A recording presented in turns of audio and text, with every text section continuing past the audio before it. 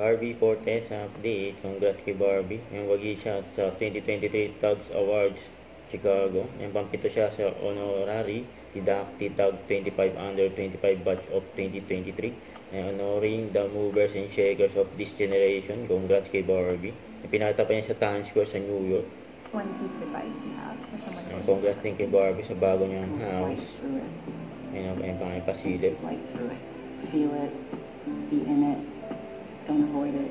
I did it. Actually did it. Ang sabi ni Barbie. Many of these things you don't have a choice. You know, it's that, what's that expression? It's how well you walk through the fire. Ayun, masaya si Barbie.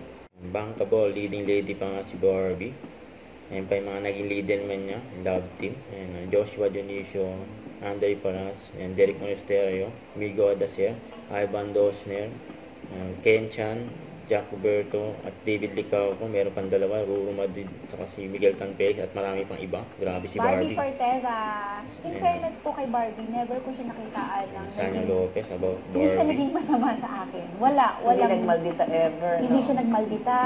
And now, she's almost, magiging sister-in-law. Yun, Ako, I sister-in-law. always pray kung saan masaya yung kapatid ko, kung saan masaya si Barbie, as kaibigan ko na lang din, ibigay natin sa kanila.